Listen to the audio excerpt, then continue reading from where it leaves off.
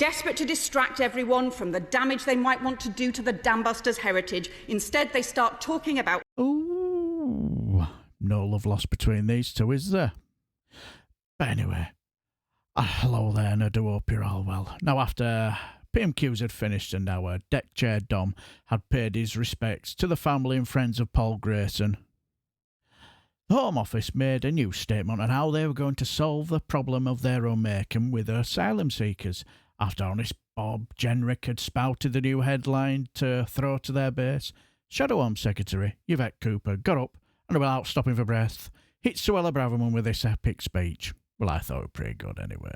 Madam Deputy Speaker, today's statement is an admission of failure. Yeah. Maybe that's why the Home Secretary has asked the Immigration Minister to make it instead.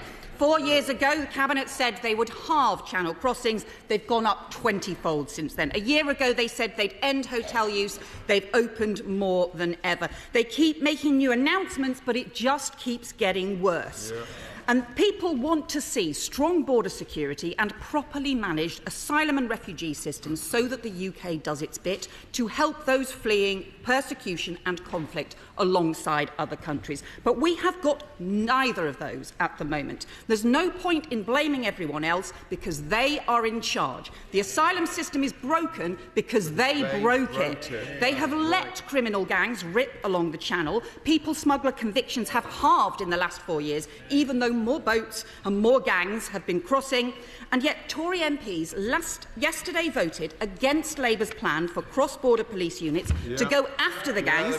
They've let asylum decision-making collapse. We've had a big increase in staff, but 40% fewer cases being decided. So they failed to take basic decisions, and they're still not doing Labour's plan to fast-track last year's arrivals from Albania and other safe countries. And as for today's announcements, Madam Deputy Speaker, we need to end costly and inappropriate hotel use, but these plans don't do that. The ministers had to admit, contrary to all of the briefing in the papers this morning, they won't end hotel use. Instead, these sites are additional, and ministers should have been finding cheaper sites and properly managing costs years ago. Today's damning report from the government's own independent watchdog, which strangely the minister did not mention today, says there's been no cost control, that the Home Office contracts are highly inefficient, no cross-government transparency and oversight, officials didn't have financial information on the contracts they were signing, didn't compare costs, and most ludicrously of all, and I quote, different parts of the Home Office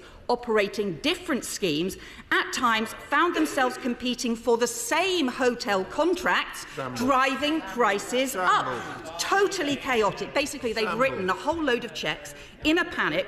If they had put that money into clearing the backlog instead, we wouldn't be in this mess now. And they should have been working with councils to do this, but they didn't. Yesterday, Tory MPs again voted against Labour's plans for a legal requirement for councils to be consulted. Instead, he has Conservative councils backed by Conservative MPs taking action against him. So can he confirm that the Foreign Secretary is backing legal action against the Home Secretary? Frankly, that is a first even for this chaotic government.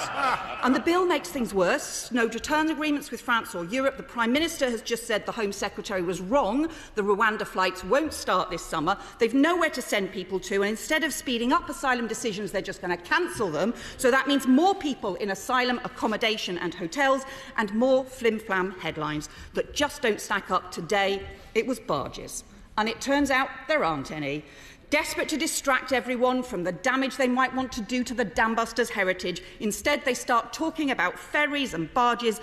3 years ago they said the same thing. Last summer the Prime Minister said it would be cruise liners. The Home Office civil servant said ferries would end up costing more than the hotels they're already spending so much money on. So instead, the Immigration Minister has been sent round the country with a copy of Waterways Weekly trying to find barges instead, and he still hasn't found any. So can he tell us, are these sites then going to be additional, not instead of hotel use? Will he still be using more hotels or less for asylum seekers in 6 months' time?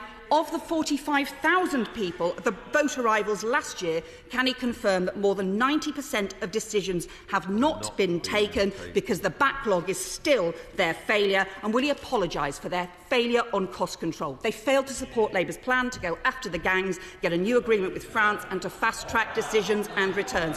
They are flailing around in a panic chasing headlines, barges, oil rigs, Rwanda flights, even wave machines, instead of doing the hard graft. They have lost control of our border security, lost control of the asylum system, lost control of their budget and lost control of themselves. Will he answer my questions and will he get a grip? I've got to admit, sorry for laughing, but there were two things I was just finding funny. You know, some of the jokes she would say, they were pretty good, actually. And the second one's listening to Steve Kinnock behind her, you know, keeping hold of her coattails as the backseat driver with his one-liners. It just makes me chuckle. But yeah, no, I've covered Yvette Cooper yesterday, but boy, she didn't hold back, did she? Proper tore chunks out of this ridiculous new statement, didn't she? Now, I did listen to Honest Bob's reply, and all I heard was about how the public, and I know that this extreme Brexit Tory government will protect them from the hooded claw, keep the vampires from their door. I'm sure there's a song in there somewhere. It just spouted on about how we're protecting our borders while they're not, and how Labour will open the drawbridge and let any Tom, Dick or Harry in. But anyway, what do you guys think? Was Yvette Cooper's absolute superb speech brilliant? What do you think? Let me know down below, and I shall leave the video here. Until the next time, I shall bid you farewell and take care, my friends.